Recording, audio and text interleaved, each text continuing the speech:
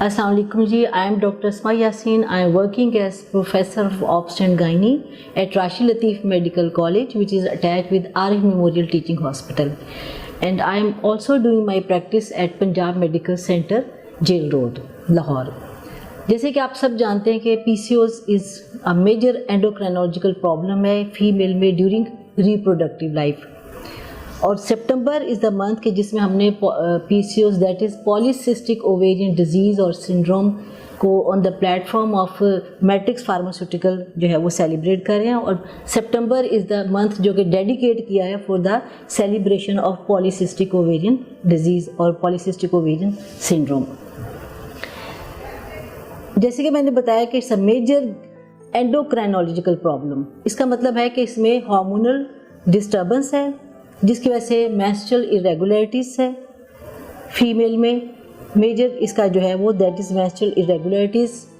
इसमें endocrine hormone androgens जो हैं जो कि मेल हार्मोन है उनका लेवल रेज हो जाता है जिसकी वजह से male like symptoms that is baldness यानी कि सर से बालों का उठ जाना और हिर्सुटिज्म और एक्नी ये डेवलप होते हैं। लेकिन मेनली जो है वो लड़कियों में और औरतों में मेंस्ट्रुअल इरेगुलरिटीज़ होती हैं दैट इज़ के पीरियड्स जो हैं वो कम हो जाते हैं। इनफ्रीक्वेंट पीरियड जिनको कहते हैं वो उनका फ्लो कम हो जाता है, उनका अमाउंट कम हो जाता है। सेकेंडली वेट गेन के सडनली वज़न जो है वो लड़कियों का या औरतों का बढ़ना शुरू हो जाता है। तीसरा इसमें आ जाता है कि सब फर्टिलिटी बिकॉज चूँकि इसमें ओवुलेशन नहीं होती बिकॉज ऑफ हार्मोन डिस्टर्बेंस, तो औरतों का और लड़कियों का वज़न जो है वो तेज़ी से बढ़ता है सब जिसकी वजह से ओवुलेशन की ना होने की वजह से या डिस्टर्बेंस ऑफ मेंस्ट्रुअल साइकिल की वजह से सब फर्टिलिटी का प्रॉब्लम होता है यानी कि उनकी फैमिली जो है वो कंप्लीट नहीं होती, उनको प्रेग्नेंट होने में या कंसीव करने में प्रॉब्लम होती है। इसके बाद आ जाता है कि वजह क्या है, कॉजेज़ क्या हैं ये PCOS की। मेनली तो इसका कॉज जो है दैट इज़ अननोन, लेकिन इसमें जेनेटिक और एनवायरमेंटल फैक्टर हैं। जेनेटिक फैक्टर ऐसे कि अगर किसी फैमिली में मदर को है या सिस्टर को है तो चांसेस कि उनकी बेटी को या बहन को आगे या फैमिली में फीमेल रिलेटिव को PCOS होने के चांसेस जो हैं वो बढ़ जाते हैं। दूसरा जो मेजर रीज़न है vitamin D deficiency. Vitamin D deficiency से मेंस्ट्रुअल इरेगुलरिटीज़ होती हैं और तीसरा ये कि हार्मोनल डिस्टर्बेंस की वजह से ओवुलेशन नहीं होती तो सब फर्टिलिटी भी। सो इसको भी करेक्ट करना ज़रूरी है कि उनमें विटामिन डी डेफिशिएंसी के लेवल कराए जाएँ कि कितनी डेफिशिएंसी है और उसके अकॉर्डिंगली उसको करेक्ट किया जाए।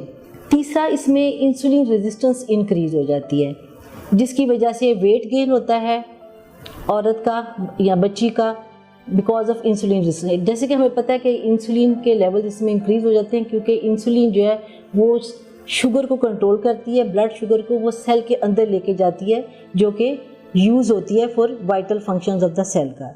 लेकिन चूँकि ये हार्मोन डिस्टर्बेंस की वजह से शुगर के लेवल्स इंक्रीज़ हो जाते हैं because of the increase in sensitivity of insulin. तो एक 2-3 रीज़न जो है ये होगी जिसकी वजह से कि पॉलीसिस्टिक ओवरीज के चांसेस जो हैं बढ़ जाते हैं। अब ये कि इसका ट्रीटमेंट क्या है। ट्रीटमेंट ये कि जैसे इसमें वेट गेन हो रहा है, इसमें सब फर्टिलिटी है, जो प्रॉब्लम है हमने उसको एड्रेस करना है। तो मेनली जो है इसका लाइफ स्टाइल मॉडिफिकेशन है यानी कि वेट रिडक्शन है। और weight reduction by exercise, diet, अपना जो कार्बोहाइड्रेट है उसको लेवल कट डाउन करना पड़ता है डाइट में, वॉक एंड एक्सरसाइज।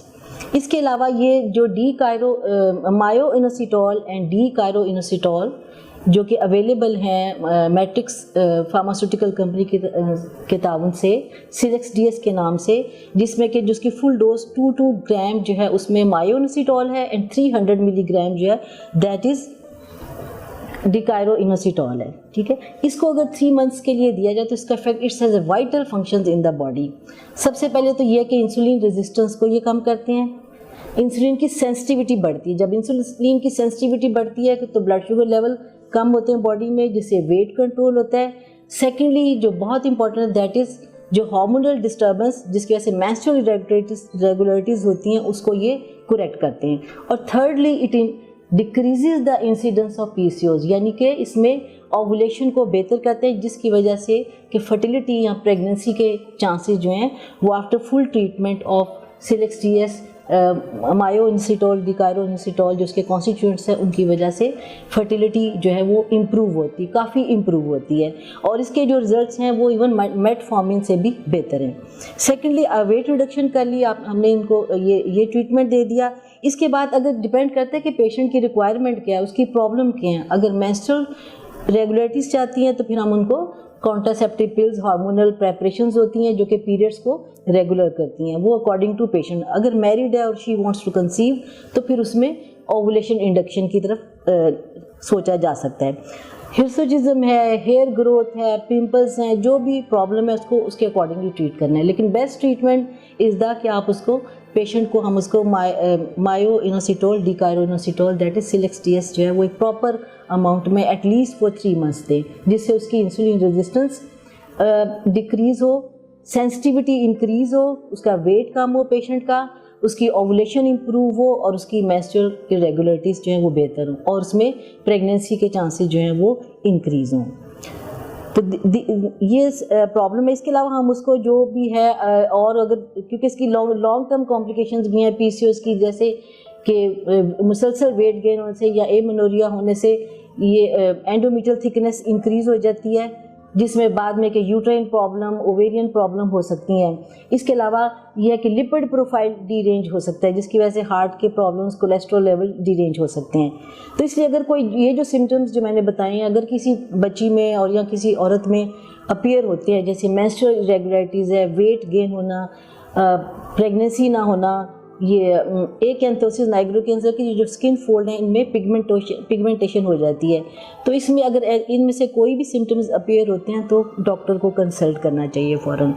और अब तो ये पीसीओएस इज जो है ऑल्सो कॉमन इन टीनेजर्स में और इन थिन लीन पेशेंट में, इवन नॉट ओनली कि जिनका वेट बढ़ रहा है उनको ही, बल्कि अगर किसी को पीरियड्स की इरेगुलरिटीज़ है या उनकी यंग बच्चियों को एक्नी है, हिर्सुटिज्म है, तो उनको भी अपना कंसल्ट करना चाहिए डॉक्टर से टू रूल आउट कि उनको कहीं पीसीओएस तो नहीं डेवलप हो रहा। Thank you very much.